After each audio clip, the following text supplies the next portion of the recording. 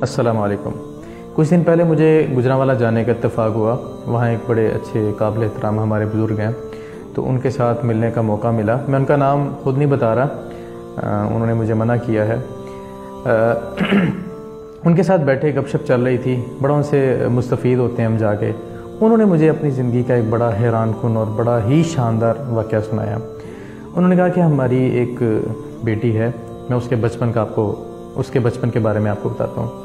چھوٹی تھی تو 5ویں 6ٹھی کلاس میں پڑھتی تھی، تو اس عمر میں اس کو اللہ کے گھر دیکھنے کا شوق پیدا ہو گیا۔ تو اس نے کہا کہ ابو جان میں نے اب اللہ کا گھر دیکھنا ہے، میں نے عمرہ کرنا ہے۔ تو اس کے لیے مجھے نہیں اس نے بتایا، نہ ہی اپنی امی کو بتایا۔ اس کو جو ہم پاکٹ منی دیتے تھے اسکول جانے کے لیے، اس نے وہ جمع کرنا شروع کر دی۔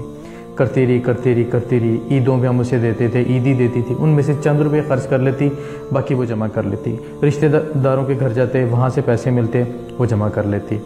ہمیں کافی عرصے بعد جا کے پتہ چلا، اور اس نے وہ بھی اپنی والدہ کو بتایا، تو اس کی والدہ نے مجھے بتایا کہ یہ بڑے عرصے سے پیسے جمع کری اور بہت بڑی رقم جمع کر چکی ہے۔ تو خیر وقت گزرتا گیا، میں نے بھی اس کی حوصلہ افزائی کی، بیٹا آپ جمع کرو۔ تو میرے حالات تو اتنے نہیں تھے کہ میں وہ عمرہ کو فی الوقت افورڈ نہیں کر سکتا تھا، لیکن میں اپنی بیٹی کا شوق دے کے اس کے لیے دعا بھی کرتا۔ وقت گزرتا گیا، بالآخر وہ جوان بھی ہوگی، اور اللہ نے اس کے پاس اتنے پیسے بھی اللہ نے اس کو دے دیے کہ وہ اب عمرہ کر سکتی تھی۔ اس نے کہا ابو جان میرے پاس اب پیسے جمع ہو گئے ہیں، تو اب میری عمرے کی سیٹنگ بنائیں، آپ بھی تیار ہوں۔ تو عین انہی دنوں میں یہ جنوبی پنجاب والی سائڈ پہ سیلاب آیا ہوا تھا۔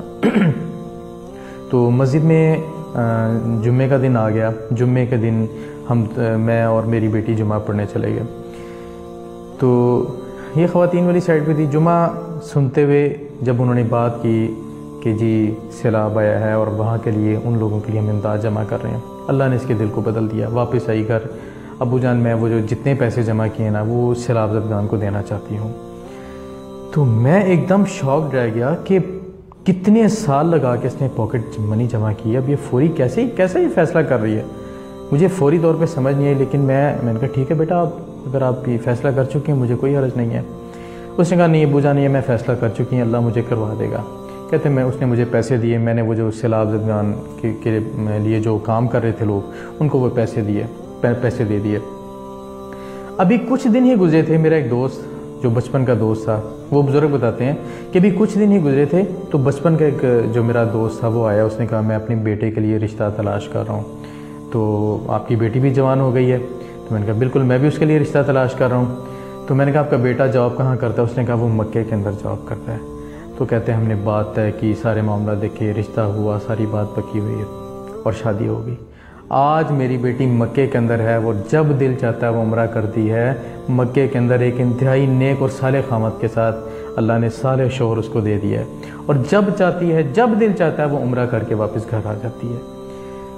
تو سچی بات تو یہ ہے کہ اس واقعے نے مجھے بہت زیادہ جھنجھوڑ دیا اور بہت زیادہ میری تربیت کی ہے، اور میں چاہتا ہوں یہ واقعہ آپ سب تک پہنچاؤں، اور آپ بھی اس واقعے کو زیادہ سے زیادہ لوگوں تک پہنچائیں کہ اللہ رب العزت اپنی خاطر جو بندہ قربانی دیتا ہے، اس نے اپنی ساری جمع پونجی دی، ایک جمعہ سن کے اس نے جمع پونجی دے دی۔ اللہ کو کتنا پسند آیا اس کا فیصلہ، اللہ نے ساری زندگی کی جمع پونجی کے بارے میں اس کو کہا کہ تم اب مکے کے اندر ہی رہو، جتنا دل چاہتا ہے جب دل چاہتا ہے عمرہ کرو۔ تو اگر ہم اللہ کی طرف سے برکتوں کا حصول چاہتے ہیں تو ہمیں بھی چاہیے کہ ہم اپنی جیب کو وہ اللہ کے لیے وہ کھول کے رکھا کریں، غریبوں کے لیے، یتیموں کے لیے۔ تو اللہ سے دعا ہے کہ اللہ رب العزت یہ جو میں نے آپ کے سامنے بات رکھی، اس پہ ہمیں عمل کرنے کی بھی توفیق عطا فرمائے۔